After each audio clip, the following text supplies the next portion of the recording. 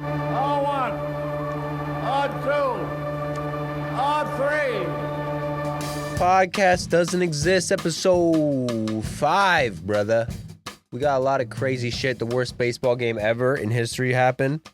Zack Hample's in the news. I love when Zack Hample's in the news. Shout out to Zack Hample. And Cody Bellinger ate some fucked up chicken wings, which is what most people are talking about in the league with Cody Bellinger. Apparently, they quote, came in good. And then he started shitting his brains out, sweating and throwing up for a few hours. It was a tough morning. I can say I won't eat chicken wings for 5 years. Now, what's the logic in that, Mitchell? Why would you take 5 years off chicken wings? At first, I thought it was going to be, I'm going to end my playing career and then I'm going to try chicken wings again. But 5 years, he'll be like, what, 30? Yes. 35? He's still going to be playing.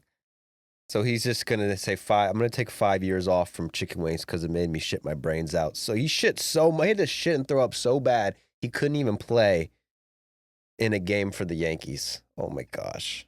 And you got your Tigers hat on. They were playing the Tigers. They were playing the What Tigers. a cold series. Game. And they, Yankees, speaking of cold, they've kind of cooled off a bit. What's up with the torpedo bats, bro? Lost the magic. Was that pseudoscience? Some people are calling torpedo bats pseudoscience, which is a little suspicious. The Yankees are no longer in first after having one of the, I guess, the biggest offensive explosion in the first 4 games of the season where they hit a record 15 home runs in 4 games. Now they're not even in first place. And this blew my mind this morning. I'm like, okay, Yankees aren't in first place anymore.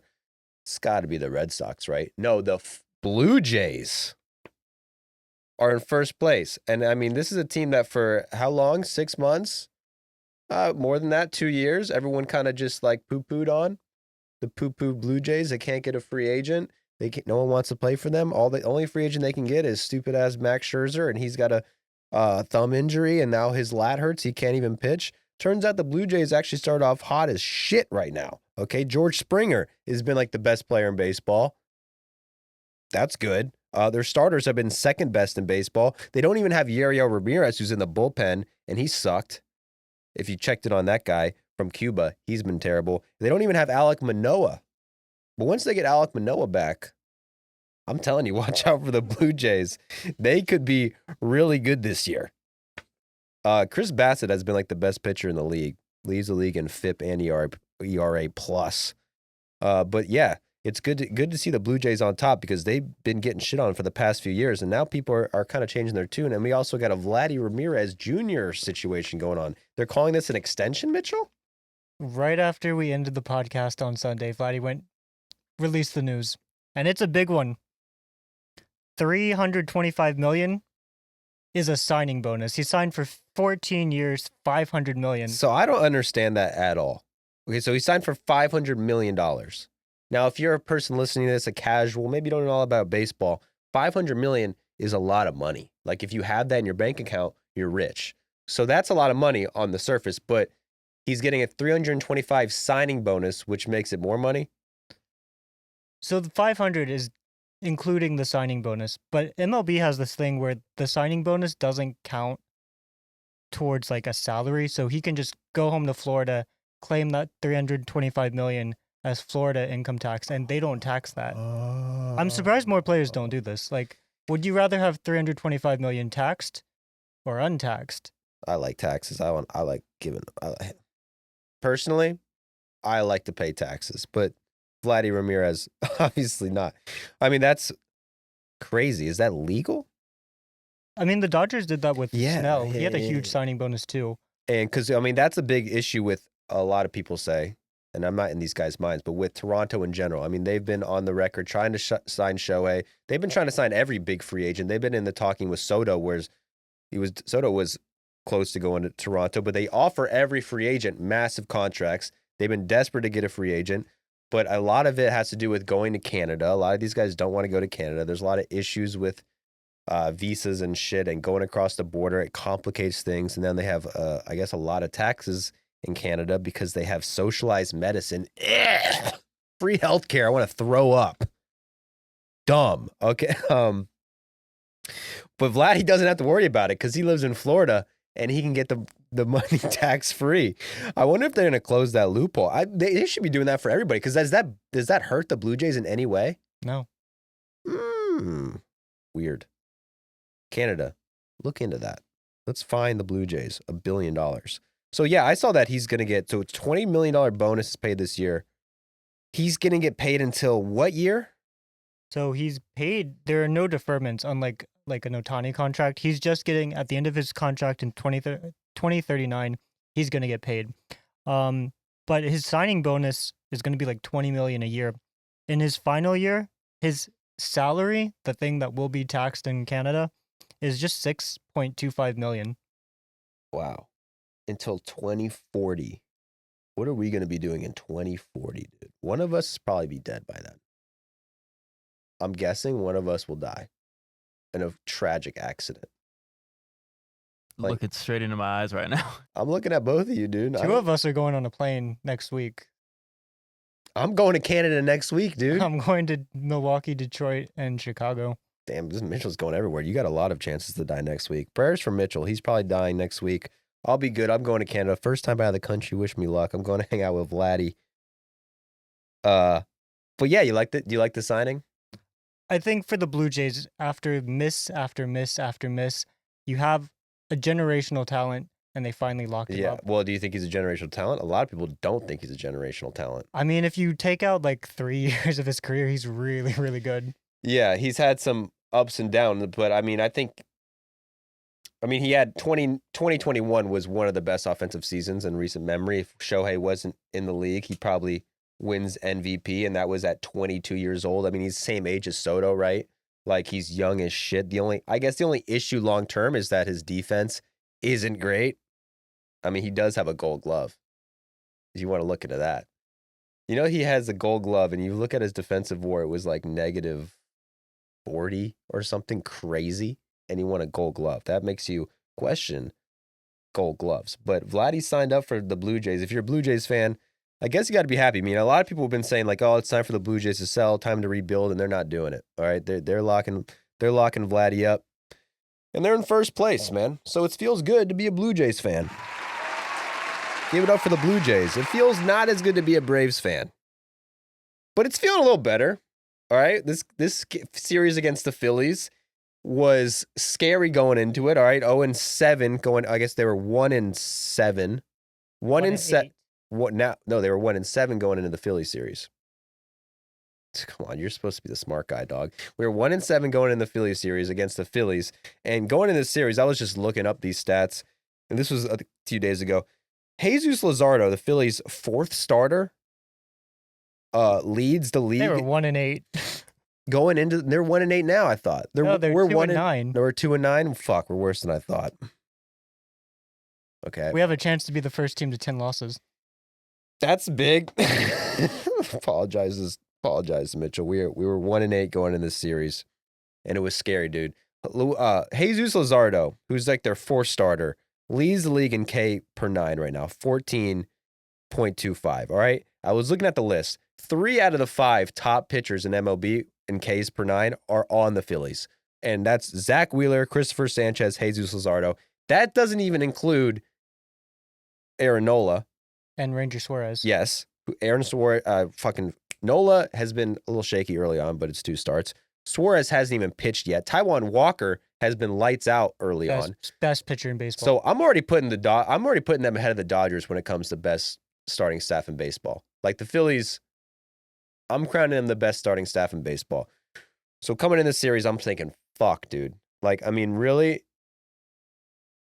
the one good thing about the Braves being so fucking bad early on, it's like turned this series in April into like a do or die matchup. Like I'm watching this game like it's the fucking playoffs. I mean, literally, like there's one point in game 1, which was a great game. Michael Harris hits like it's like bases loaded, 1 out, tie game or down by 1. He hits like a weak fly ball to left, weak fly ball. And usually bases loaded, 1 out in a game in April. If you just fucking fly out to left field, you're pissed. Like I could have hit a grand slam. This guy is watching this ball and celebrating like he just won the World Series on a sac fly to tie the game. Early on, Edmundo Sosa, by the way, this guy never played a game in left field in his life professionally. First inning, first ball ever gets to him, he robs a home run. Robs a fucking home run. Comes back 2 innings later, then makes like the funniest error you'll ever see in your life, where him and the center fielder just don't communicate, drop the ball. Sean Murphy comes back. Thank fucking God. All right, we've been shitting on that guy low-key behind the scenes because we had to give up William Contreras for him, and Sean Murphy has not been good. He's been injured. Comes back immediately, hits a 3-run bomb for the Braves. We're back. We're back. That's what it felt like. Then the Phillies come back, whatever. Well, we end up winning. For some reason, Alec Boehm is batting third for the Phillies. Can you explain that to me? So doing the torpedo bat research, I was like, love to see Alec Boehm doing poorly. But man, he's just really underperforming like his hard hit rate. He's just really unlucky so he's far. hitting it hard. I mean, he's got a negative 4.4 WAR. He's slugging 229 with a 29 OPS plus, but they're batting him third for whatever. I mean, even if Alec Boehm at his best shouldn't be third in that lineup. I don't understand the Phillies lineup in general. They had the Schwarber lead off for which I like a long time. They like Trey Turner hitting fifth sometimes. Yeah. I never understood. I love seeing Schwarber in the leadoff. He gets on base, bro, and he hits fucking bombs. But then they put him fourth, and then Alec Boehm comes in with a chance to tie the game against the Braves. And thank God it's fucking Alec Boehm instead of Schwarber, and we win game 1. The Phillies, I mean, this team looks pretty much unbeatable. Not unbeatable, but like, I'm scared of the Phillies. I know you were saying they were old, but yeah, they're making me look really bad really quick. Dog, yeah, they hit bomb. They hit bombs. They're like, what, 5th in average, 2nd in on-base percentage, 3rd in OPS earlier on in the season. I already crowned them as the top starting staff. I mean, the one thing they're going to struggle with is their bullpen, honestly. Like, I do not trust that bullpen. With Jose Alvarado, and I mean, tell me, Phillies fans, when Jose Alvarado comes in, do you trust him? I mean, he's nasty, like with his shit is electric, but a little wild, a little shaky. And then after that, you got Matt Strahm, which to me doesn't seem like the greatest number 2 in the bullpen. And then other than that, a lot of guys you kind of will see. Jordan Romero, I don't really trust him either. I think that's going to be one issue with the Phillies because for years that was the Phillies' downfall. Like before they beat the Braves in the playoffs in 2022 and 2023, when they're underachieving in the regular season every year, it was always like our bullpen blows it. Our bullpen blows it. That's the one thing I'm worried about with the Phillies. But they can't. What? I mean, with their bullpen too. Last night they had Joe Ross, who I did not realize was still pitching, was throwing like the 7th and 8th inning last night. Mm-hmm. I thought he was out of the league for like 4 years at this point, and he's their 7th inning dude. Yep, and we still couldn't come back, and we still lost. What are you gonna do? It's just one game, Mitch. Did you scream at your fucking TV last night watching that? No, I just got really depressed and went to bed. I mean, when I saw the Trey Turner home run, because dude, I mean, they bring in Rafael Iglesias, who strikes out the side in the bottom of 9th in a tie game, but then also gives up a home run to Trey Turner. I mean, last night was just 2 hits for the Phillies, just one in the game, 2 home runs. And that will do it. For some reason, this game in April now fucking means that. I mean, if we lose tonight, we're out of the race for the division. I'm already saying it right now. It feels really pathetic to treat this like a playoff game, but like that's how it feels right now. It is. It is. Game 1 when the Braves came back and won. It felt like when Michael Harris made that catch in double play 2 years ago against the Phillies to win the game. Same feeling, same excitement. Oh, same thing. Losing, I mean, terrible. I didn't get to watch the game closely because I was running around. I was doing shows. But like before I left, I saw Sean Murphy hit a 3-run homer. We're up 3-0. I was like, holy shit, we're fucking back. Sean Murphy, you brought us back. Then I'm checking my phone. We're losing. And I'm like, God damn it, the season's over again. In like an hour difference in April. We come back and win it. I'm high. Last night, we come back. We start winning. We're so fucking back. If we sweep the Phillies right now, we're going to be the talk of the league. Blow it on a Trey Turner bomb. Austin Riley choked with the base loaded twice, but we forgive him because he hits the home run. Anyway, we lose. Tonight is for all the marbles. If we beat the Phillies tonight, the NL East is still in play. But there's also another team in the NL East. But the Mets, baby, love the Mets. All right, baby, let's go. Get a home run, baby, love the Mets. Let's go, Mets. The Mets, man, this is a mighty fine team. They had that kid, who's the kid with the muscles? The big muscular kid? The Rizzler? The Rizzler.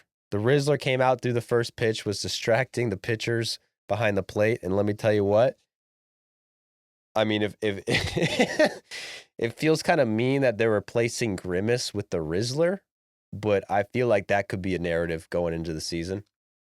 I mean, last year they had 2 mascots at a minimum. They had the OMG and Grimace. Now Jose Iglesias is out in San Diego. They needed another dude. And man, if you have to pick a mascot, the Rizzler is kind of the dude. I mean, for real, why isn't he a Braves fan? That's what I want to know. Let's get him a T-shirt or something, a cool hat. I mean, he's young enough where you could mold him into a fan of the Braves. But right now he's a Mets fan, which sucks because I love the Rizzler and I hate the Mets. But let me tell you, I do have to apologize to the Mets because me and Mitchell we shit on their starting pitching. And the way I'm looking at it right now, they have the best ERA in the league for starters and relievers. Yeah, I got fucking schooled the other day. I saw the top 5 players on the Mets. I was like, who are these dudes? And they're like, how do you not know Max Krennic, reliever extraordinaire? And I went, damn, might be. I had no idea Tell me more about Max. who he was. He's got a 0 ERA. He's pitched 9 innings as a reliever, which is the second most in the league. They have another dude, Huascar Brazaban. He has a .91 ERA. I've never heard of these 2 dudes. They're killing it in the Mets bullpen. So these guys are coming out of the pen. Well, good thing for us, Edwin Diaz has started off slow. So he's got a 5.7 ERA. That makes me feel a little better. No offense. I like Edwin Diaz as a guy. I just don't like the Mets. And to make it even worse is the one guy who I was saying Clay Holmes is going to be good in the first half has been the one guy who hasn't been good. So that hurts. But everybody else, Tyler Miguel, David Peterson, Kodai Senga, and Griffin Canning, I mean, that is right now the best rotation in baseball somehow. Yeah, not the Phillies. It's these guys. Yeah. I did just say the Phillies were the best, but now I'm going back. It's actually the Mets. The Mets have the best rotation in baseball. Their offense hasn't been as great, but other than Pete Alonso, and who else in the Mets is crushing it? There's one other guy. It's funny that Soto's Soto, doing pretty good. We haven't talked about him at all. He's got a 140 WRC plus, which is really good, 40% better than league average. But he hasn't had the big hit yet. He hasn't been on a hot streak, and so we kind of just forget he's really good. Yeah, he hasn't done a Soto shuffle or grabbed his nuts or done anything viral, but he's hitting. Him and Alonso are hitting. Everyone else is not hitting. Lindor's gotten a little better lately. I mean, he struggled out this season. I mean, he didn't get a hit with a torpedo bat for 4 games, which was slow. The one guy who I said was going to be the difference for the Mets was Vientos, coming off that rookie year. He has started off slow, which, it's early as shit. You can't say you're concerned for Vientos, but we do only really have 1 year of him in the league where he did great. So, would you be surprised if he was mid to below average this year? I think when you watch the playoffs last year, you look at that guy and you go, oh man, that's a star. Mm-hmm. Because that's all I've ever seen of him, really. He's played the Braves, and I watched him in the playoffs. But he kind of tapered off towards the end of the year last year. There were some red flags. Foolish Bailey put him on the... Ooh, did he? On the players he did not like list. I wish I would have known that before I said I liked him. No, I was let Joey say it. Let's see these 2 content creators face off against each other. No, I don't so far, I don't want that beef. I don't want that smoke with Foolish. He's sharp. Yeah, very sharp. And so it's early, but Vientos, he's walking. That's nice, but just nothing else. Yeah. And I mean, also it took him a while to get up. The Mets were kind of down on him before last season. He kind of surprised everyone by being good last year. He was their 3rd best third base prospect. Yeah. Oh, Brett Beatty. Brett Beatty's been catching a lot of strays. That sucks for Brett. At least he got a new car from Soto, but yeah, Frank the Tank is not letting him off the hook. So the Mets, mighty Mets looking good. So are the Mets in first right now? Or the Phillies still? Should be the Phillies. Well, they'll be tied after tonight after the Braves smack them. And then it's Jack's Marlins. The Marlins are hot. 1 in a row for the Marlins. You got to clap it up for the Marlins. Looking good. The Nationals had a great series against the Dodgers. I mean, the Nats won 4 in a row and smoked the Dodgers 2 out of 3. Almost swept them. I went to Monday's game. Same. Cold baseball actually rocks. I fully expected the Dodgers to stomp them. And Me too. You can check my DraftKings account. they won. Next game, the Nationals smoked the Dodgers. They were up 9-1 at one point. Yeah, they hit him early. And so yesterday, I don't know. I'm a hater. I was pulling for that sweep. When James Wood came up with runners on the corners, I was like, he's about to hit a walk-off, and then James Wood. rounded out. James Wood is a beast because, dude, it's been cold as shit. I mean, there's been a cold front in the country. I can just know the weather now by watching baseball, but like the first week of the season, it was hot as shit everywhere. It was like spring has sprung, baby. Now it's just been 30 degrees and snowing everywhere. But in DC that night, it was cold as shit and the wind was blowing in. And James Wood, 2 nights in a row, just drills opposite field home runs. Like that kid is fucking huge. He might be one of my favorite players in the league because he has no reaction to anything. Oh, yeah. He's stoic. so low key, stoic as fuck, and he just hits oppo bombs. Can't pull the ball. No. Oppo bombs all the time. Bro, the power that kid has. And like you see him in outfield in person. I mean, first time I saw James Wood at a game, I was like, damn, this guy is huge. James Wood is going to be legit. I got him hitting. He's so fast too. Like, Is he? He's 6'7", but he has like 80th percentile speed. Yeah. So shout out to the Nationals. Everyone's killing. I mean, Dylan Cruz is struggling early. It's early for Dylan Cruz, but it's your number one prospect. You want to see more out of Dylan. But CJ Abrams seems like he stopped betting and he started hitting. Like that. Almost swept the Dodgers. 4 out of 5 for the Natty Nats. Shout out to the fucking Nats. Also, shout out to Zack Hample getting in the news early. Every time, I love seeing Zack Hample in the news, just stirring up, keeping people on your toes, you know? Let me just interfere with the ball, allegedly, and get people pissed online. No one gets baseball fans more pissed online than Zack Hample. Is there a more hated person in baseball than Zack Hample? Oh. Well, if you guys don't know, a lot of people, I don't know. I don't know how many, you probably know who Zack Hample is. If you don't, Zack Hample has been around for probably 15 years at this point.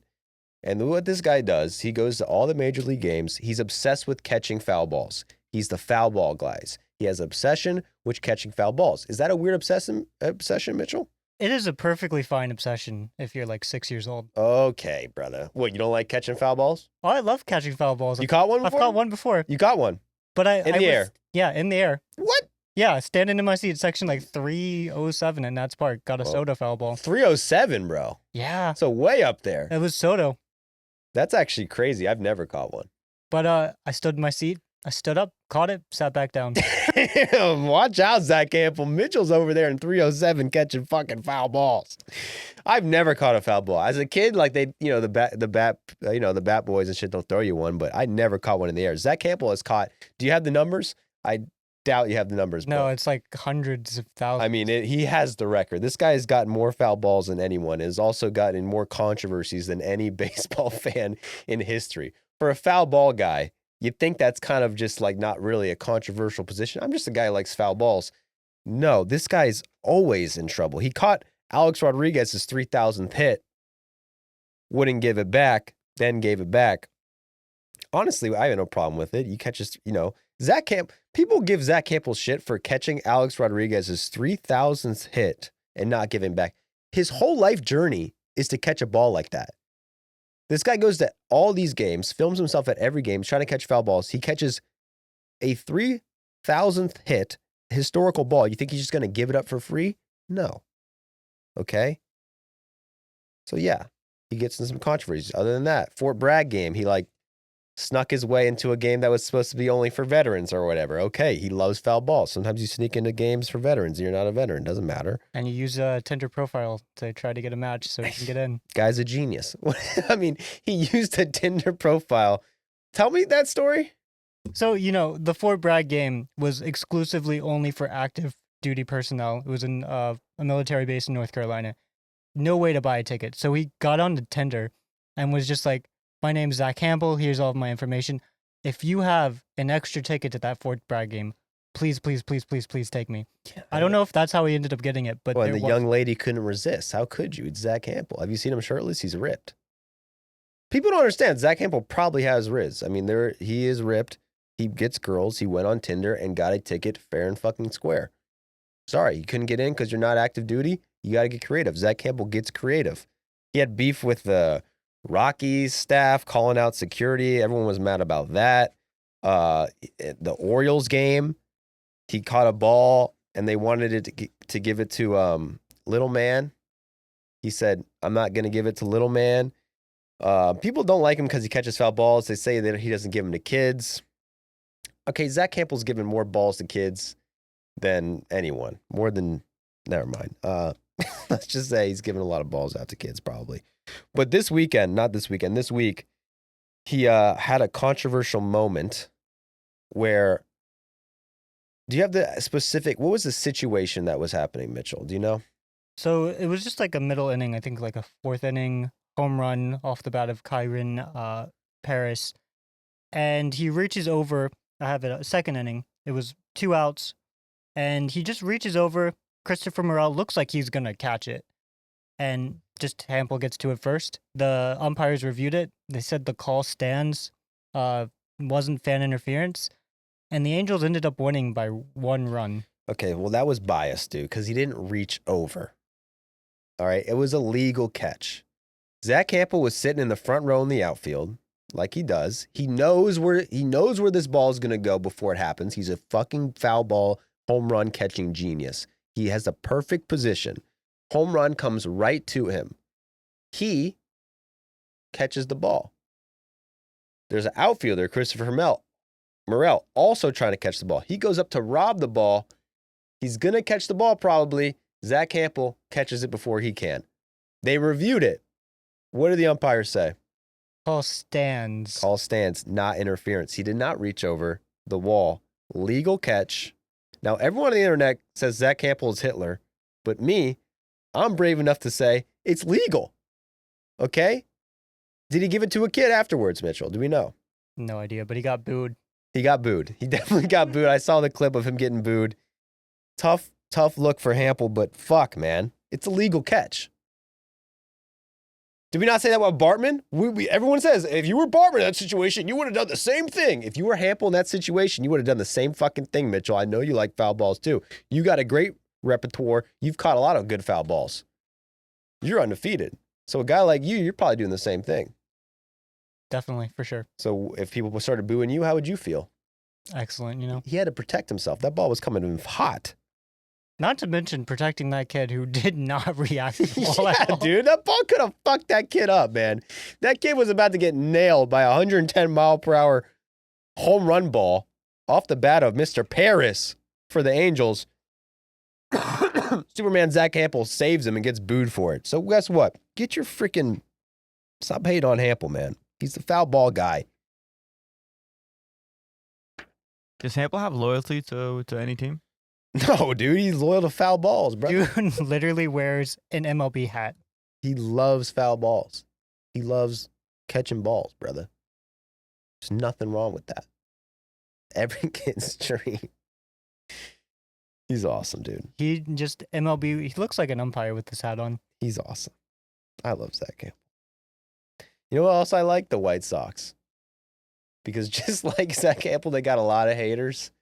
And, you know, we gave him credit early on for having the best starting pitching streak ever, like 40-something scoreless innings, which was unprecedented, especially for a team as bad as the White Sox. But since then, they've only gotten worse. They've lost 7 games in a row, and back-to-back worst records in history is on the table again, all right? They lost the game in the funniest way possible last night, where I guess it was bases loaded. They're down by 2. Someone on the White Sox hits a line drive to left. 1 run scores. Mike Tauchman rushing around third to tie the game. He's right. They're setting him. He's coming in to tie the game. Fucking pulls his hamstring at third base and gets thrown out by 50 feet. So the White Sox lose on a pulled hammy. Is it 9 games in a row? It's 7. Okay, 7 games in a row. They're 28th in runs, 28th in OPS, 27th in on-base percentage. So this looks like we could have another historically bad season for the White Sox. Pitching staff is looking better. I mean, Martin Perez, who you wouldn't really categorize as a ace by any means. This guy's been on like 5 teams in 5 years. He leads the league in hits per 9, 13 Ks through 2 starts, .73 ERA. That's pretty beast. He could be a trade candidate, but the offense is terrible. And Luis Robert, I mean, this guy was like an MVP candidate a few years ago on a terrible White Sox team. And he's like the one hitter on the White Sox who has like a history of being good. And he's been terrible. And I'm sure the lineup doesn't help. I'm sure every single pitcher's like, I'm going to pitch around this guy and face Travis Janikowski next. Who would I rather face, Luis Robert Jr. or Nick Maton? Tough choice. Yeah, so tough if you're a White Sox fan. Also tough if you're a Padres fan. I mean, you're in first place. You are in first place. You're winning games. Your 3 best hitters are injured. And that's the thing. Sorry, I keep coughing, guys. I got allergies out the ass. But yeah, Padres are in first place, so that's good. But it's April 10th, and their 3 best hitters are hurt. Jackson Merrill's on the IL with a hamstring. Tatis and Cronenworth left the game. I don't know. Did they look bad injuries for them? I guess, okay, Tatis. But the Tatis injury, they said he missed the next game, and they said it was his surgically repaired shoulder that he messed up. Yeah, so that worries you a little bit because it is a shoulder he has history on, and we don't want him getting back on the juice to heal that. I doubt he would. But Tatis started out hot. Cronenworth started out hot. Also, Manny Machado, who's still playing every day, but we saw him get hurt early on. The Padres are looking a little hurt. But hey, still in first place, still ahead of the Dodgers, still ahead of the Giants. But like we were saying last podcast, like this looks like it's going to be, I'm ready to say they're probably the best division in baseball. Well, I thought it was going to be the NL East. I was thinking Braves, Mets, and Phillies. They're going to dominate. Mm-hmm. But if the Giants are for real, yeah, the Padres are definitely going to be good. And you got the Dodgers.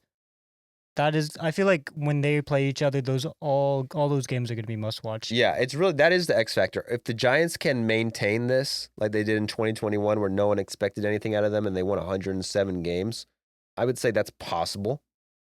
Then this would be the best division in baseball because they have the Diamondbacks too, who we've covered. They're stacked. They might have the NL MVP on the team, the Diamondbacks. Corbin Carroll is ridiculous. How many home runs? He has 5 home runs already? I think he's 5, and he's a speed guy. You Yeah. got a power-hitting speed guy. So Corbin Carroll, rookie of the year his first year. Then last year, I think it took him 90 games or something to get 5 home runs. He has it already in like 12 games. That's scary for anyone who's facing them. Corbin Carroll, shout out to Corbin Carroll. So yeah, I would be a little worried if I'm a Padres fan. I know you're starting out hot, but goes back to the Braves. Okay, we're 2-8. We suck dick. Everyone knows worst base team in baseball history. Who's hurt? Okay, Bernardo Lopez is hurt. Okay, we lost Profar, paid him $43 million to do steroids for the Padres. We're not looking good either. But I'd rather have a bad record and be healthy than have a great record in the first 2 weeks and have 3 of your best hitters injured and then Manny Machado, who's like half injured. You want to know how many strikeouts Spencer Strider had today in his last rehab? Probably 29. 13. He pitched 5.1 innings. Oh, you better watch. Oh, don't sleep on the Braves, man. Sean Murphy is back, and he got glasses, too. We didn't touch on that. We got 2 fucking players on the Braves who were blind who now have glasses. Nick Allen and Sean Murphy now have glasses. I think glasses might be the new trend. Kike Hernandez last year sucked. Got glasses, really good. Mm-hmm. Sean Murphy last year sucked. Got glasses. So far, really good. Nick Allen, horrible his whole career. Suddenly he's got the 2nd best average on the Braves. Come on. That's not saying a lot, but hey, Nick Allen, watch out. Nick Allen, watch out, Arcia. He's coming for your spot. Get Arcia some glasses, bro. I mean, why doesn't every player on the Braves get glasses? I think they should. Every single one should go to the eye doctor tomorrow. Except Ozuna, who's got like 30 walks already. I mean, why would anyone pitch to him when they could pitch to the rest of the Braves? Come on, dude. Listen. Don't say shit like that, dude. It hurts my fucking feelings, man. We got a good offense. You just got to give us a little time, bro. We're going to win tonight and we're back. If we win tonight, we're back. If we lose tonight, we're not back and we're not going to win the division. If we lose tonight, we're out of the division. If we win tonight, we're back. So it's a freaking big game in April. But goddamn, the Padres are hurting. The Dodgers, they're in 3rd place, which is hilarious. I mean, they were undefeated until like 3 days ago. Now they're in 3rd place in the best division as possible. Speaking of injuries, we've talked about their injuries, but they're already banged up in the pitching staff. And the last team in the NL West that we haven't talked about yet is the Rockies. And I'm high in the Rockies. Psych, I'm not high in the Rockies. This is what I feel about the Colorado Rockies. And this is how the Colorado Rockies feel about their first base / DH Kris Bryant, who they paid $180 million for. The Rockies fan base has officially turned on Kris Bryant, bro. And it's kind of sad to see because I feel like Kris Bryant, I mean, the contract is what it was. He's been hurt for the past 3 seasons. But like Rendon, for example, like Rendon has been hurt, but he's been in the news every year, multiple times a year. He's like hates baseball. He's lazy. He's in the news for being hurt all the time, all this attention. Kris Bryant has been equally hurt, but hasn't got any attention. Like Kris Bryant basically went to Colorado and disappeared. People just stopped talking about him. But it seems like now, after 3 years of that, people are kind of starting to talk about it, and he's kind of getting that Rendon treatment. And it kind of hurts me, man, because in case you guys forgot or weren't watching baseball in 2015, Kris Bryant Kris Bryant arguably had the best start to a baseball career in history. Like this guy, he was one of the league's best players. He was one of the league's most popular players. He signed a $180 million deal. Now he's getting booed by his own fans. He didn't even start in the home opener this year. The Denver Post is calling on the team to cut Kris Bryant, who they owe. How much money do they owe Kris Bryant? Oh man, I had it somewhere. No, I have over $100 million. Over $100 million? Including this year, $100 million. God. They owe Kris Bryant $100 million, and the Denver Post wants the Rockies to cut him from the team. That's how much they hate Kris Bryant right now. All right, many are calling his contract the worst contract in baseball, all right? They made him one of the highest paid players in baseball, and since getting to Colorado, he's been statistically one of the worst players in baseball. But let me tell you right now, this isn't Kris Bryant's fault at all. Like, I will die on the Kris Bryant hill. I think this kind of treatment that he's starting to get is bullshit. Like, if you look at it like Mike Trout has been hurt for 4 years straight. Like, Mike Trout was obviously like the best player in baseball for a decade. Why doesn't he get booed? It's the loyalty to the team. Mike Trout's been an angel, will be an angel. But if you go to a new team and you get hurt, sorry. Yeah. No sympathy.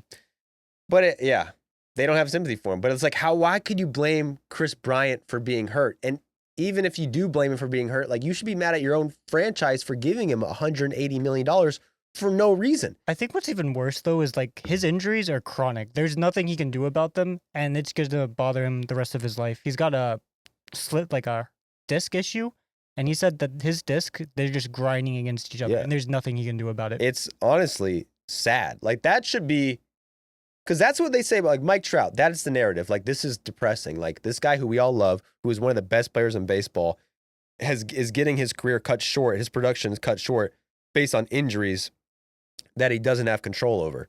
Kris Bryant is basically the same thing, because let me tell you something. There was a time where Kris Bryant and Mike Trout were 1A and 1-2 best hitters in baseball, all right? When Kris Bryant entered the league, first of all, Kris Bryant, he won the Golden Spikes Award in 2013, right? Best college baseball player in the country. He got drafted 2nd overall, right? Then was named the best minor league player in the country in his first season. Became the #1 prospect in baseball going into 2015. Was a #1 prospect in baseball going into 2015. Got called up and dominated. He was an all-star as a rookie. Hit the longest home run of the season as a rookie. Did that not surprise you? Like, Kris Bryant, you look at him, small, like, guy. He hit a ball 495 feet as a rookie. Longest home run, and this is not in Colorado, okay? It might have been in Colorado, maybe. I didn't see the clip, but I doubt it was in Colorado. We got a 1 out of 30 chance. Longest home run of the season in 2015 was hit by a rookie, Kris Bryant, who's like 190, all right? 495 feet, okay? He was the best third baseman in the National League as a rookie. He had the highest selling jersey in the league as a rookie. Like, because this has been a long time ago at this point, but like, Kris Bryant has basically become irrelevant in terms of like the conversations surrounding the league.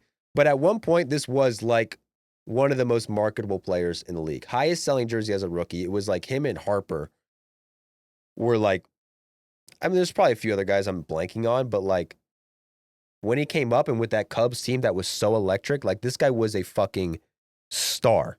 Okay. He was an all-star before he even came up. he had endorsements from Red Bull and Adidas. He didn't play a single MLB game, and Adidas made a viral ad campaign welcoming him to MLB. He had billboards around Wrigley Field before he even made his debut. Okay? They did an ad with Mike Ditka, Joakim Noah, Billy Corgan. They signed him to a, quote, record-breaking shoe deal that spanned over a decade. He was fun fact, he's one of only 2 players in history that Red Bull has sponsored. Red Bull signed a baseball player. When does Red Bull do that? For Kris fucking Bryant. And do you remember those videos, the prank videos that he did? Oh yeah, for sure. Oh, pulling yeah, up one. baby. Those did fucking numbers, Mitchell. Pull up those numbers. I got the numbers here. You don't have to pull them. I'm looking at them. My eyes Yeah. fell out of my socket. They got Shit. 19 million views on this Red Bull video. Your next one got 21 million views. All right. This is a baseball player signed to Red Bull. He was one of the most famous and marketable players in MLB as a rookie. He won Rookie of the Year easily.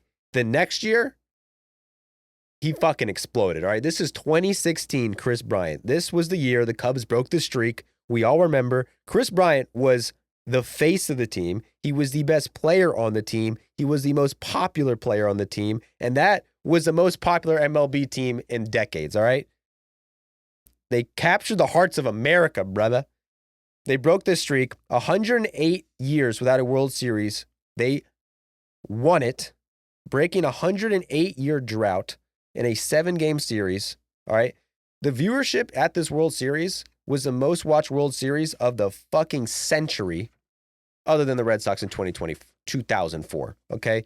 He won MVP that year and a World Series. He was the face of the team, arguably the face of the league. Once again, he had the highest selling jersey in the league the next year in 2017. All right. So in 4 straight seasons, let me walk you through Kris Bryant's start to his career.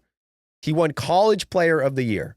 Then he won Minor League Player of the Year. Then he won Rookie of the Year. Then he won MVP and a World Series. That's 4 straight seasons. Okay. He won Rookie of the Year, MVP, and a World Series in 2 years. All right. No one in MLB history has ever done that. Okay. And he fucking deserved it. In his first 3 seasons, Kris Bryant was the second best player in baseball, according to WAR. Only Mike Trout was better. This guy was basically Mike Trout in 2017. And he was 24 years old. And then in 2018, he got hurt. And that's the start of this thing, dude. That's his first injury. He got injured. He missed 60 games in 2018, but he was still productive when he played. He ended his season injured in 2018. The next year, 2019, he struggled. First time in his career, Kris Bryant struggled for the first month of 2019, bounced back, was still amazing, was an all-star. Then he suffered head, neck, knee, and ankle injuries throughout the season. The next year, 2020, more injuries. He missed half the season in 2020. It was a shortened season, 60 games. He had 5 injuries in 2020. All right. Excuse me.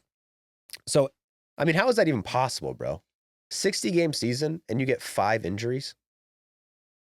You have to play one game, go on the IL, play one game. How is that possible? Yeah, I mean, he injured 5 different body parts in a 60-game series. Did he have like one injury where it's like everything just fell apart? Seems like, I mean, that can happen to guys. Like you lose, one injury, like your oblique, and then you overcompensate. We saw it with Scherzer. My thumb hurts now. That's connected to my oblique, and like that's what happens to guys. Certain people just get unlucky. So in 2020, he misses half the season. 2021 comes back, more injuries. 3 hamstring injuries, a side injury, a wrist injury. Okay. But this is 2021. If you remember, Kris Bryant in 2021 was still pretty damn good. All right. He started off hot. The Cubs, however, sucked. All right. The Cubs underachieved. He was about to become an agent, was about to become a free agent. The Cubs wanted to rebuild, and they traded him to the Giants, all right? But that was a massive trade. 2021, Mitchell. Remember the Giants? 107 wins. And then they added Kris Bryant. That was big. An elite player. Went to a first-place team, helped them win the division, then went into free agency. So going into free agency 2022, and this is when the issues really start, at least in terms of the public conversation. So going into 2022, Kris Bryant was ranked the 3rd best free agent available in a class that was pretty stacked. So he was number 3. Everyone knew Kris Bryant was going to get a ton of money, but nobody thought that it was going to be the Rockies that was going to give him a ton of money. Okay, that shocked everyone. The Rockies signed him to a 7-year, $180 million contract. Buster Olney stated, on a scale to 1 to 10, the industry shock over the Rockies deal with Kris Bryant has been turned up to 11. Jeff Passan said this was an 11,000. So out of 1 out of 10, Jeff Passan said the shock that came with the Rockies signing him was 11,000. Why the fuck would the Rockies sign this guy? All right. They had lost 3 losing seasons in a row for the Rockies. They had no bright future. They had the 24th ranked farm system. They just paid the Cardinals $50 million to give up Nolan Arenado. They gave, not only did they give Nolan Arenado away, they paid to give Nolan Arenado away. When a team does that, what do you think? We're punting down the line. We're not signing anybody. Fuck it, dude. We need to rebuild. There is nothing we can do. We are going to suck. We could get Babe Ruth on this team. We will suck. Also, they didn't sign Trevor Story. They let Trevor Story walk. It's a rebuild. Everyone knows the Rockies are rebuilding. Then they signed Kris Bryant for $180 million. Okay. They had a 0.4% chance to make the playoffs going into the season. That's with Kris Bryant on the team. So basically, he's set up for failure. You send him to the, I mean, obviously he agreed to the contract, but like going into that, like you're going to Colorado with no one on your team. They give you $180 million. Everyone in baseball is like, why the fuck would the Rockies do this? And then it really just gets worse from there, okay? His first season, he only played 42 games due to a back injury, 2 IL stints. He then lost the last 2 months of the season with plantar fasciitis and a bone bruise. When he did play in 2022, though, he actually hit pretty well, and that's the last time that happened, all right? In 2023, he came back, only played 80 games, lost 3 months with heel issues and a broken finger. The Rockies, at this point, irrelevant, okay? They had the worst record in the National League 2 years in a row. Kris Bryant didn't even play. At one point, he had the highest selling jersey in MLB, but since May of 2022, he's been losing Instagram followers every month. This is something I looked up that's just crazy. Like, Kris Bryant, and I don't really look at, MLB players' social stats like that, but like he's losing thousands of followers a month. And this was the face of the 2016 Cubs, highest selling jersey in the league. People are unfollowing this fucking guy. Like he's just, I'm going to tear up. How do you lose followers? Baseball fans are really going to his profile going, man, this guy still exists? Yeah. Unfollow. Yeah, I mean, he hasn't posted since 2023, so that doesn't help. But, like, I can kind of see why. Like, everyone's turned on you. Like, you're in a sad situation. You can't stay healthy. When you are healthy, you're never healthy. But when he is playing, he's underachieving. You don't really want to make... Like, if Kris Bryant made an Instagram post right now, and it's sad to say this, like, what do you think the comments are going to be? You suck. You suck. You cost our team. You're a loser. When it's not his fault, bro. He's just hurt. Sorry. He was not, he needs to take the dick pills that Profar was taking, honestly. It's somehow even worse, though, if he's not posting a lot. Because that means people aren't seeing his post and being like, oh, yeah, I'm going to unfollow him. Exactly. They're like searching his name and they're like, I'm going to fuck this guy. For real. Like, that's what, like, if you're posting every day and it's just like, this guy sucks, like, yeah, you're going to get in front of people who are going to unfollow you. People are going out of their way to unfollow Kris Bryant, man. And you know what makes it worse? And this is actually the real reason why Rockies fans are turning on him. And I didn't know this until today when I resaw these quotes, or maybe I missed these quotes when they happened, or maybe I saw them and just forgot. But there was an article in 2024, okay?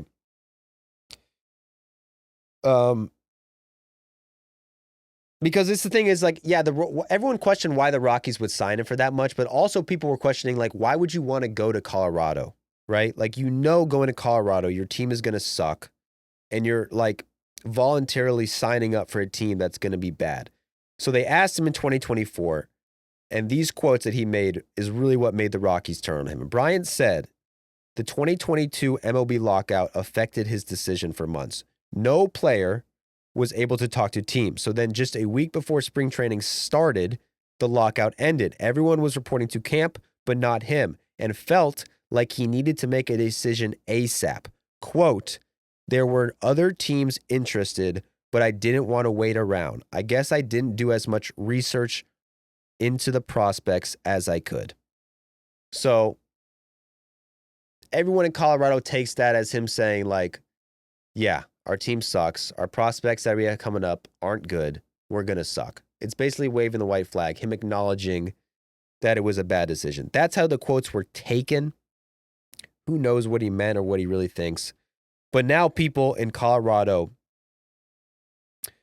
are starting to really turn on him. Because then last year, that's before last year, and then last year was as bad as it gets. Okay, so he got hurt after just 13 games in 2024. Went on the injured list again after he came back with a back strain.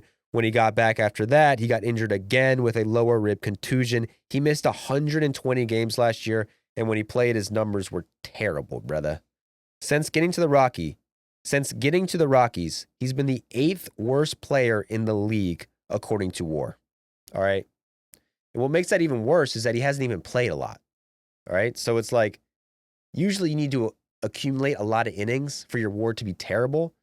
But in 4 seasons, he's played basically a season's worth of games, and there's only 7 players worse than him in WAR. And then so far in 2025, it's gotten worse. He started the season 0 for 13. He seems frustrated. He's already gotten ejected for arguing. He wasn't even in the lineup for the home opener. The Rockies paid this guy $180 million. They left him out of the lineup at the home opener, but when he was introduced, he was booed by fans. So they're booing him already. But honestly, I would say those boos are misguided, dude. Okay, because since 2018, he's had injuries to his shoulder, his back, his head, his neck, his knee, his ankle, his finger, his heel, and his rib. He's been on the IL 8 times. Before his first injury in 2018, this guy only missed 29 games in 3 seasons. He wasn't on the IL 1 time for 3 seasons. That was the best stretch of his career. He was the second best player in baseball. Okay, right behind Mike Trout. Speaking of Mike Trout, same thing. I already said it. Mike Trout hasn't been healthy since 2020. When he gets introduced in the Angels, are they booing him? Absolutely not. Absolutely not. But Kris Bryant, we don't fuck with you. All right? It's taken him 4 seasons to play 162 games in Colorado. 4 seasons. But can you blame him, bro? His body just fucking, it's not working. Like, if I was in Brian's shoes and I was an elite player and spring training starts and I don't have a contract and the Rockies give me $180 million, of course I'm going to take that. And then with the injuries, they're like fluky injuries, and then there is his back injury, which he can't help. So, like, good for him that he got that contract. If you're just talking about, like, players' earnings, I don't blame him Hell at yeah. all. If you're a Rockies fan, why are you mad at Kris Bryant? Be mad at the Rockies. Like, you knew your team was going to suck. And they weren't, they're not going to win anyway. It's not like Kris Bryant's contract is preventing you from competing in the NL West. You've been the worst team for the past 3 years other than the White Sox and the A's. Okay, but I bet if you went over 3 years, they probably have a worse record than both those teams or close to it, all right? So if Kris Bryant was Shohei Ohtani, the team is still going to be a last-place team. They paid him $180 million knowing they were going to suck. Boo the Rockies. Email the owner. Okay, he's responding to emails. Do not boo Kris Bryant. This shouldn't be treated as like an Anthony Rendon situation where he has all these quotes, doesn't seem like he wants to play. Like Kris Bryant, from what I've understood, is there any evidence that he's not practicing, that he doesn't want to play, that he doesn't like baseball? I came across a quote doing the research where he said he was so frustrated last year that he was crying himself to sleep. Yeah. I saw, I wish I had the quotes too. I saw a bunch of fucking sad quotes from him, but it's like, obviously it's going to affect you. Like, the guy was the best player on the planet for his first 3 years of his career. He can't fucking play. He probably can't even practice. Like, when you have injuries that bad, it comes to a point where it's like, what are you going to do in the offseason? Like, do you want to take 100 swings a day and risk another injury? Like, the only thing he can do right now is pray he stays healthy. His injuries are so bad at this point that, like, if he's going to do intense training, that's an injury risk.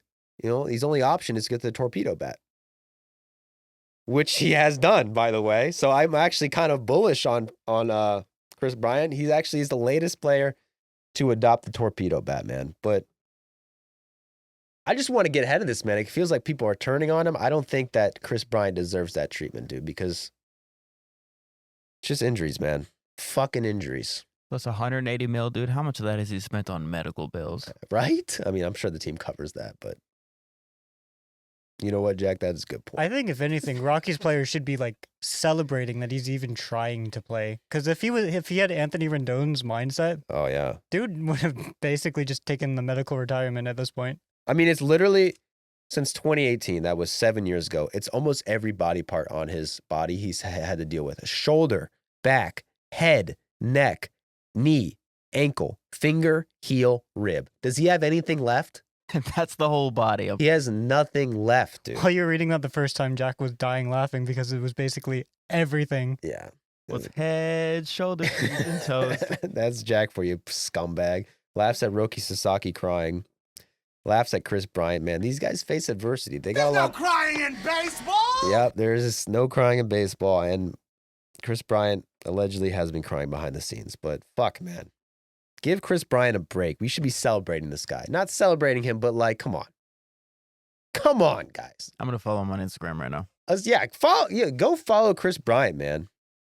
He's still a historical player. Like, his legacy, when he retires, he could leave. He could retire tomorrow. Like, what he did for the Cubs in those 3 years in that historic World Series victory, like, that's enough, dude. Like, obviously, he's not a Hall of Famer. Yeah, he has an MVP trophy. That really is all that matters. MVP, Golden Spikes, Rookie of the Year, 4-time All-Star, I think. His body just fucking decided it wasn't going to work one day. And this is what you get. So, yeah. Shout out to Kris Bryant, man. Neither of you follow him on Instagram. Yeah. Well, we're gonna fix that. Everybody go follow Kris Bryant. I'm gonna follow him. Give him a retweet on his Twitter. I don't think he's tweeted since 2023, 2022, but goddamn, that's a Cubs legend, man. Sad to see that happen. Hopefully the torpedo bat saves him. But on to brighter news. The Texas Rangers, baby. The Texas Rangers, baby. Currently tied for first place. Who are they tied with, Mitch? I didn't update this after yesterday's. Now they're solely in first place. Fuck! That means my Angels lost the game or something. But, yep. So what's going The Rangers are in first place. Why are they in first place, Mitch? They hit singles. They're hitting the top like hitters.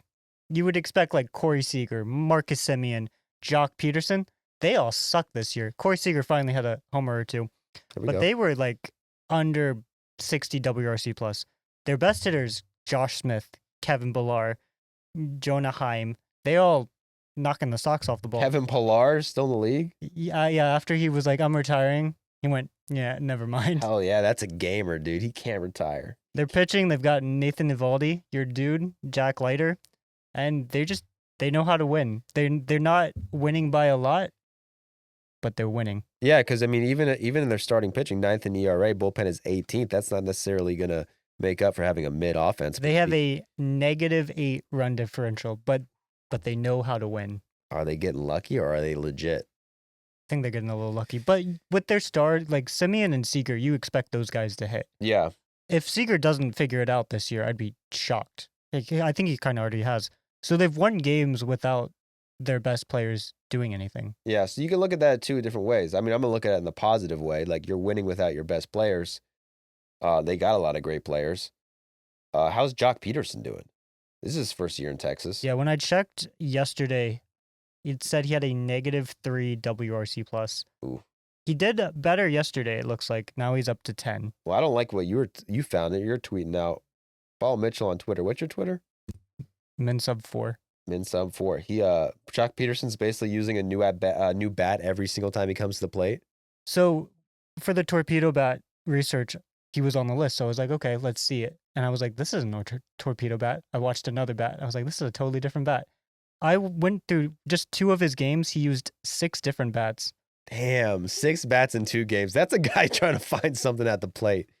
Good old Jock Peterson. He'll find it. Wow, Wyatt Langford. He got off to a hot fucking start.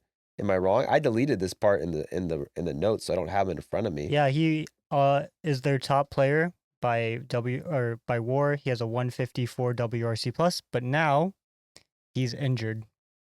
That's sad. So Wyatt Langford, when did he get drafted? Because he didn't play a single regular season game in 2023. He just came up for the playoffs. Did he really? Wait, wasn't Wyatt Langford? No, you're thinking of Evan Carter. Okay, yeah, Evan Carter. Sorry. 2 good outfielders. Okay, so Wyatt Langford was a top prospect last year coming up, was kind of the bee's knees. Had a good season, but not an amazing season. Whatever. He was a rookie. This season starts knocking the cover off the ball. Now he's hurt. We got to ban injuries.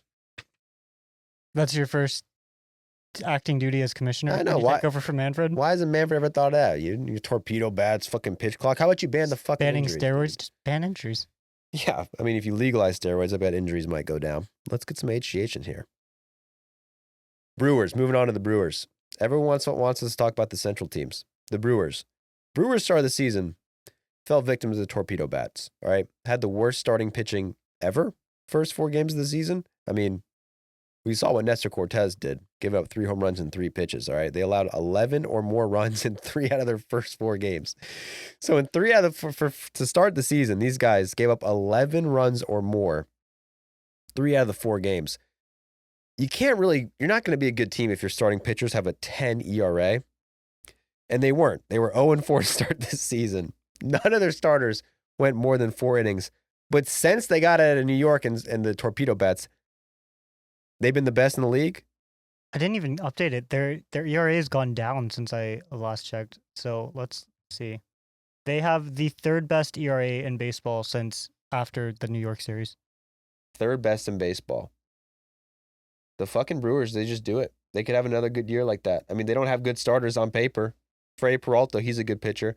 Then Tyler Alexander, Quinn Priester, Chad Patrick. I mean, that's not what you think of as like an elite starting pitching staff. They only have 4 starters according to this. But last week or so, they've been doing it. Fucking Christian Yelich too. He's got a homer in 2 straight games. Watch out for Christian Yelich. Well, Hosmer. Not Hosmer. Yeah, what's Hosmer up to? I meant Hoskins. He's talking shit about Sasaki. Yeah, I meant Hoskins. Hoskins is not doing much. Yeah, he's going to be a big X. The Brewers have 2 guys doing shit, though. Jackson Chourio, opening day, he comes up to the plate 5 times, strikes out 5 times. Ever since then, he's got a hit in every single game. I think his WRC plus is up to like 180. He has 4 homers. He's not walking either. He's swinging at everything, and he's knocking the shit out of the ball. Love it, dude. Leads the league in RBIs. Shout out to Jackson Chourio. And they have a guy named Bryce Terang. He's a really fast, good fielding second baseman. And he steals, Mitch. And he's been hitting the ball too. He's been hitting too well to steal bases, I think. But he might, if he can hit like this, he might be the best second baseman in baseball. Yeah, it's the same thing we were talking about with the Rangers, where their best hitters on paper going into the season haven't been hitting well. That's William Contreras, Rhys Hoskins, Christian Yelich. None of them have done anything outstanding, right? I mean, Hoskins and Contreras have been very below average, but still, they've won, 7 out of their last 8? Now they trail the Cubs in 2nd place. Gotta love that for the Brewers. I mean, for a team to start off so bad, then you look at yourself and you're in 2nd place, down half a game with those stats from your best hitters. I feel like you got to be feeling pretty good if you're a Brewers fan. I think what's even more impressive is that after that Yankees and the first 2 games against the Royals, they had allowed 100 runs or something ridiculous. And now they have a -1 run differential. They've basically wiped out all of that bad shit from the first 5 games. Hell yeah. Hell yeah to the Brew Crew. Hell yeah to the frickin' Central, man. Pirates. What happened? Paul Skeens had a bad start. Paul Skeens had a couple not great starts, but he's still like second in WAR out of starting pitchers based on his peripherals. I guess he's striking out a shit ton of guys. I don't think you have to worry about Paul Skeens, but I think you should be worried if you're a Pirates fan. But let's go to the AL Central. Tigers, first place. You got some write-up on Torkelson. What's Torkelson up to? Because Torkelson was probably the worst player in the fucking world.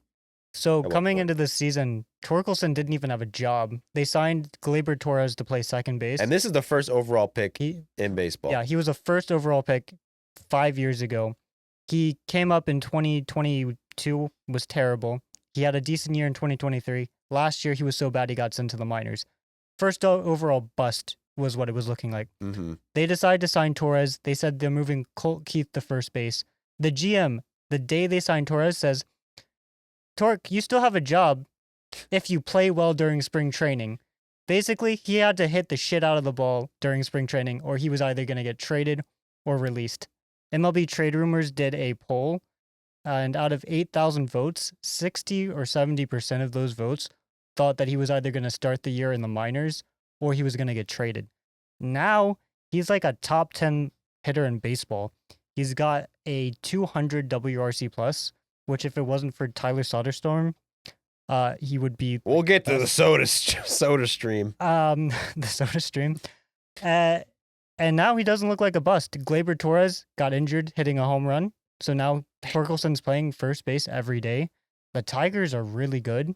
Another 1-1 pick, Casey Mize, is finally breaking out. Hell yeah. Because, I mean, that was the issue with the Tigers forever. Like, the Tigers, Can't draft. I forgot what year. It was 2022 when people were looking at the Tigers like, oh, shit, this could be the team. They just signed Javi Baez, and they had Torkelson. They had Casey Mize, Manning, a few others. I guess Scooble was in there. They had a lot of prospects. Riley Green was about to come up. So it's like they had all these young prospects. And then that year in 2022, none of them did well. I mean, they all shit the bed. They either got hurt or didn't play or sucked when they did play. They all sucked. And everyone thought Tigers, like, they're done. Like, all these new prospects that people were hyping up sucks. In 2022 and 2023, they were terrible. And then it was last year where the Tigers weren't doing good, decided to trade the deadline, and then just hit some fucking magic 8-ball shit, got hot at the right time, and went on And a now tear. they're like legitimately good. Yeah, you if think Torkelson- they're legitimately good? I think they've got Mize and Flaherty. I think Mize is for real this year. You really Flaherty- you're sold I'm on high Mize. on Mize. I watched Spring's training start where he just blew away the Orioles, and I was like, this guy, he's gonna have a great That's year. all it takes. One spring training One start. spring training start. I'm an MLB scout. Yeah, so I mean, Casey Mize now, I mean, and he was a top prospect, I want to say, in 2021. Like, he was supposed to be good back then, and he's 28 now. So he's having a breakout season, according to Mitchell. Like, we'll see what happens at 28. That doesn't happen a lot. But it looks like it's starting. And then they made signings. They signed Torres. They signed Flaherty. It's a weak Flaherty. division too. That's what I'm thinking. I mean, like, So going into the season, because the Tigers were so kind of hit the magic 8-ball, like I just said, then it's kind of like, well, can they repeat that? Like, there's still a lot of question marks on these teams. Like, a lot of these guys, like a lot of the guys who had good seasons were like, they had good seasons, but it was your first year having a good season. Can you do it this year? But like you said, worst division in baseball by far. you got a shot You right definitely- now. I mean, no, they got more than a shot. They should be favored in that division. They're fifth or eighth in runs in MLB. They have the seventh lowest starting ERA. Their bullpen, which did really well last year. I mean, I think the bullpen is why they made the playoffs, off to a shaky start. But if the bullpen kind of stabilizes, they've got Torres on the IL. He's not even playing. They got Riley Green, who should be an all-star this Yeah, year. Riley Green's been amazing. Also, Kerry Carpenter, man. Kerry I fucking- Bonds. Kerry Bonds. Like, if this is the type of guy who Kerry Carpenter that no one really talks about. I mean, he hit the clutch home run in the playoffs last year that kind of maybe put him in the national consciousness. Virginia Tech Hokie. Shout out to the Hokies. This guy in his career played 31 games, 118 games, 87 games his first 3 years, so never really played a full season. But when he's been healthy, has had amazing stats, like OPS plus of 125, 122, and 158 last year. The problem with him, his first 3 years, like, his stats are amazing when he plays, can't hit lefties. Like he's unbelievably bad against lefties. What is it looking like this year? Because he's gotten off to a great start. I just don't know the splits. So this year against lefties, he's hitting 200. This year against righties, he's hitting 222. He's got 2 homers versus both sides of the plate. Let's go. So That's a good. See, if he's got 4 homers and 2 homers against lefties, I love that shit. all he needs to do is hit homers, really. Yeah, Kerry Carpenter. If he hits lefties, that's going to be one of the best hitters in the league. I mark my fucking words. Riley Green's a beast, and that's really when you were just talking now that came to my head. Like last year, they didn't have a starter. They had like one starter at one point. It's Scooble, and that was Skubal. it. Yeah, Scooble. And then they had 4 slots in the rotation that they called pitching chaos. Mm-hmm. Now they have starting pitching. Casey Mize was their 5th starter. He was the 27th guy this year for the Tigers to enter a game. Like, they've got starting pitching now. Yeah, I mean, so they got Jack Flaherty back. He's been a beast so far. Everyone knows Jack Flaherty's good. Scooba won the Cy Young last year. He's going to be good.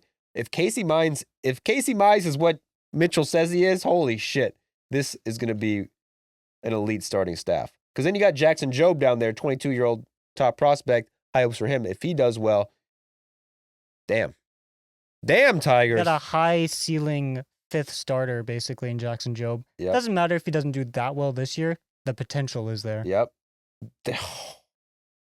Tigers. And that is why I'm wearing a Tigers hat today. Tigers. We're high on the Tigers. I'm fucking high on the Tigers, baby. I'm also high on Tyler Soderstrom. You guys know who the best hitter in baseball is right now? Anyone want to guess?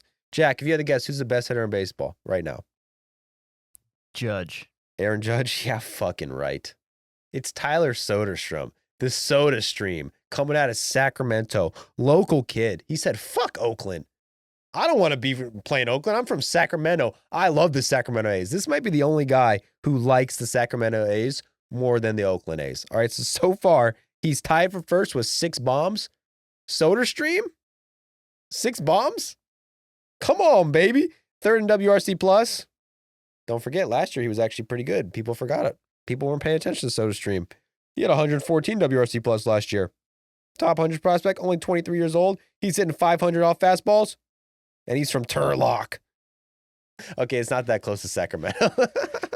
He saves 9 minutes on his drive if he's still living in Turlock from going from Oakland to Sacramento.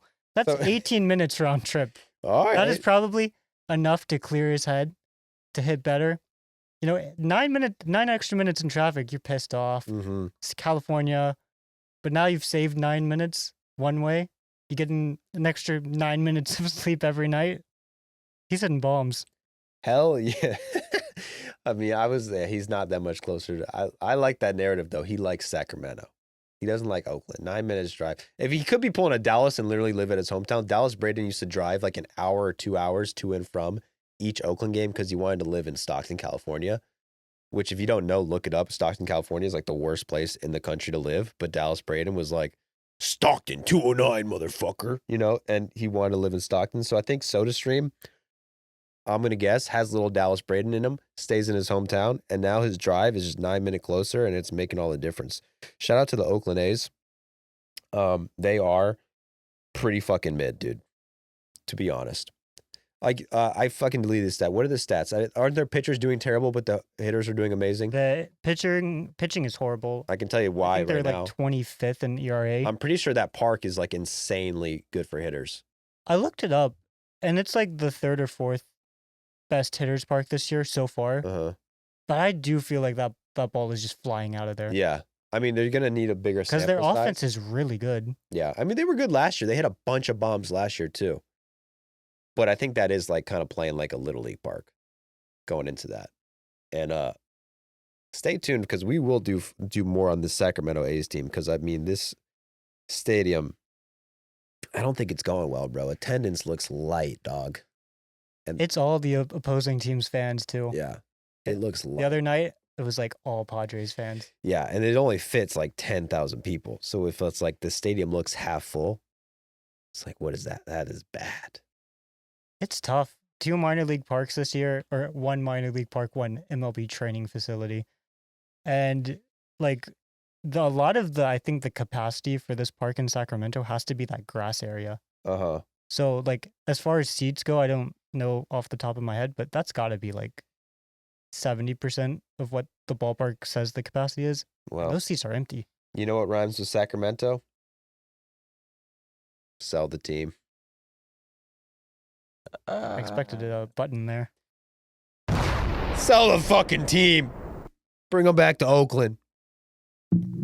But there is also another topic that's been capturing the imagination of baseball fans everywhere on social media. People love Yeshiva versus Lehman.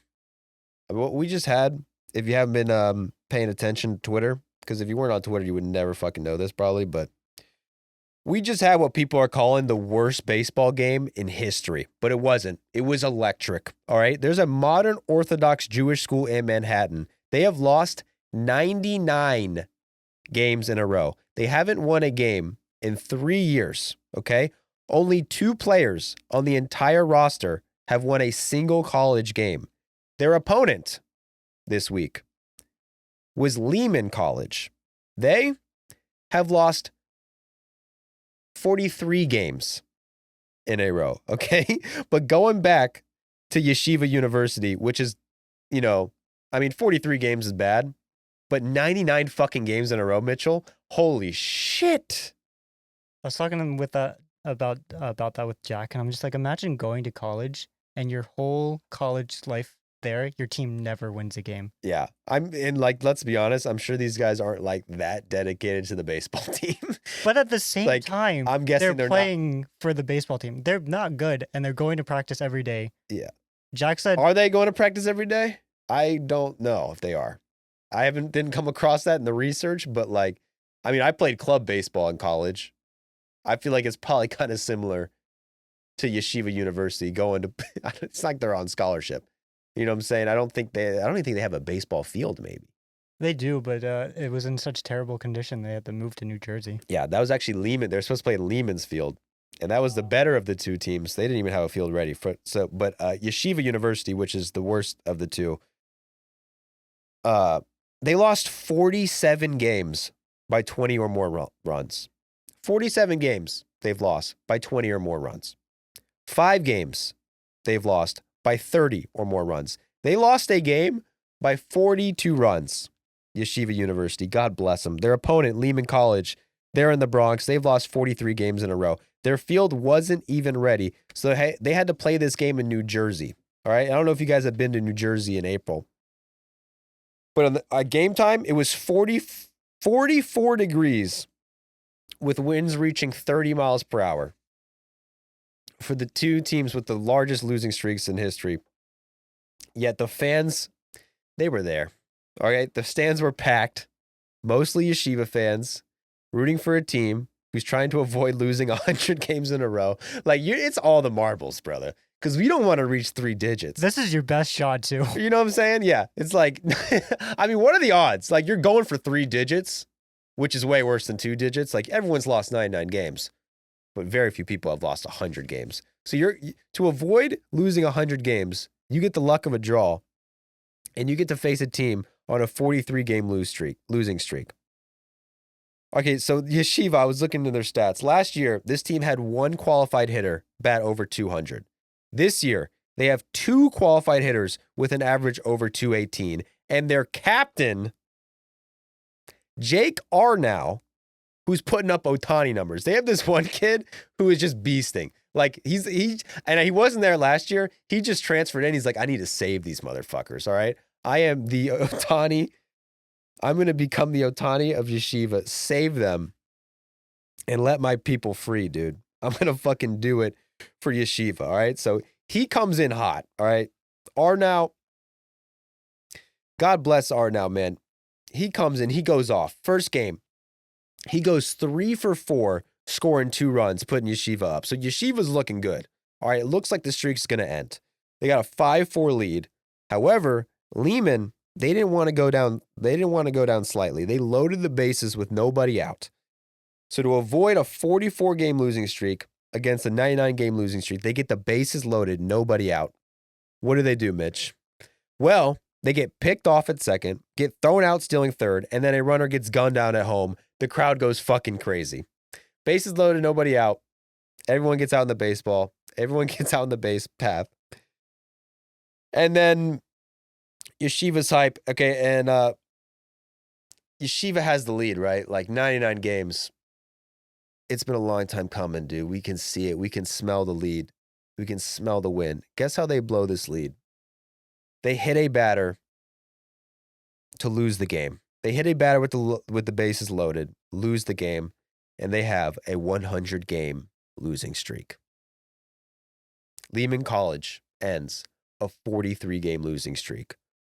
But there was another game, guys. This was a doubleheader. Jake Arnau went off again, going 3 for 4, drives in 2 runs, and just before the game had to be called due to darkness, this is the funniest part about this, is that this second game was about to get canceled because the stadium they were playing at didn't have lights, all right? But just before the lights go out, just before the stadium gets too dark to play, Yeshiva gets the win, ends their 100-game losing streak, man. So, like, come on. Fuck, man. Yeshiva, you didn't deserve that. Dude. Lehman College, I apologize. Yeshiva University, I apologize. Clap it up for them, dude. Because, man, that's gotta suck. I mean, that is 143 lost games in a row. And they won. They both won. As a Jew, dude, I'm pumped. That's like one of the most inspiring Jewish stories in the last 60 to 80 years. Bro. Yeah, and isn't that a thing in Judaism? Like there was a story about the lights going out. They need isn't that why you have a menorah? A menorah? Yeah, you're just yeah. With the oil and something? Yeah, you got it. Exactly. So like this game was like kind of spiritual and religious in a lot. The of new ways. Hanukkah. It's like Jake Arnau comes back. He's Moses, right? Comes back, gets Yeshiva out of Egypt, takes them back to the Holy Land, gets them their first win in 100 games. So Jake Arnau, they're calling him Moses. He saved Yeshiva. And I think they're going to have a good season. I think that was the first season of the game of the season for them, I believe. Was it? No, they started the season in February. Oh, they did? Okay, did they though? Do you know for a fact? Because college teams do start the season in February. I'm not sure these schools who play in the Bronx and New York City do. Like they're not. So when I did looking into how badly they lost games, I created a spreadsheet, and it looks like before they won, they had played 20 games. So 20 games already this year? Yeah, and there were a lot of bad games. They lost their first game by 36 runs. Oh my. The next game they lost. I think this was a doubleheader too. So the first game was 36-0, and the next game was 27-0. Well, that's over. I'm sure now they got to win. They'll probably just start dicking on people. Shout out to the boys. Shout out to the Yeshiva. Shout out to Lehman. Sometimes it's good to lose. It builds character. You know what's shocking? What? I thought for sure this would be like the longest losing streak of all time. Like 100 games. Has to be, right? There was a team in Oregon from 2003 to 2013 that did not win a single game. They had a 230 game losing streak. 230 games. How many years was that? 10 years. 10 years without winning had, a like, game. 2.5 classes of like students come in and graduate before they saw their baseball team win a game. Dude, I mean, where does the funding come from? there is no funding, bro. There is no funding. That's why they keep losing. There is no funding. This is Division III baseball. You want to play Division III baseball, you can play. You want to join the team? As long as you're Jewish, you can be on the team. I mean, Lehman's not a religious school, and I'm sure they're just letting anyone in. But you could be on the team, Jack. You are Jewish. It's your birthright. Honestly, I think I have the skills I think to have play for Yeshiva. Yeah, the eligibility, don't you, too? I mean, there's no way this guy went to college. Jack, you didn't go to college, right? No. I had to think about it. I went to all kinds of trade schools, never went to college. Exactly. And you have a prime opportunity to be a student athlete. Hell yeah, man. I was watching their pitching, and I swear this dude, he's throwing like 50-mile-an-hour breaking balls. Nasty. With some bite to him, Do huh? you think you can do that, Jack? 50-mile-an-hour breaking balls? Honestly, I do. I do actually think I could do that. But you got a sore elbow, dog. Yeah, it ripped me apart, dude. But you got to, do anything for that second win in history. I mean, this team went 3 years without winning it. 3 years without winning a game. Only 2 players on their entire roster had won a single game going into this game. And now, every single player in Yeshiva University has got a dub. Thank God. Praise The Almighty. As they say, this too shall pass. Yes, sir. Yes, sir.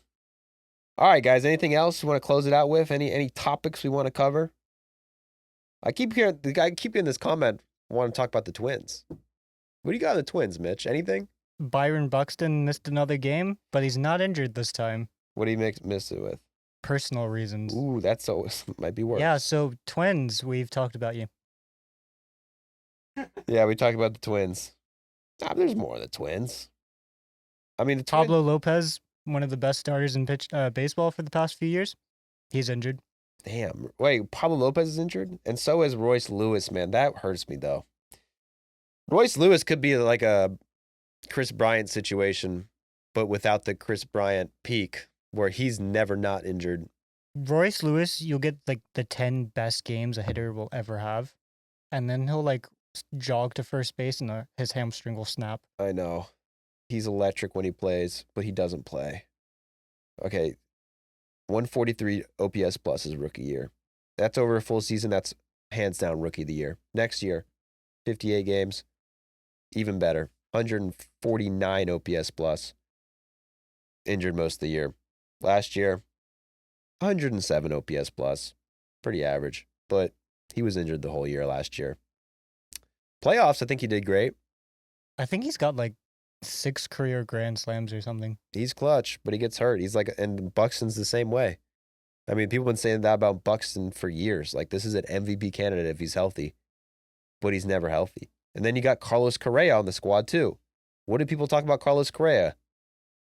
His ankles are just like bound to break at some point. Yeah, he's got terrible fucking ankles. This guy signed like 5 contracts in the offseason, and every team was like, no, we can't have it. We looked at your medicals. You're medically unable to play baseball.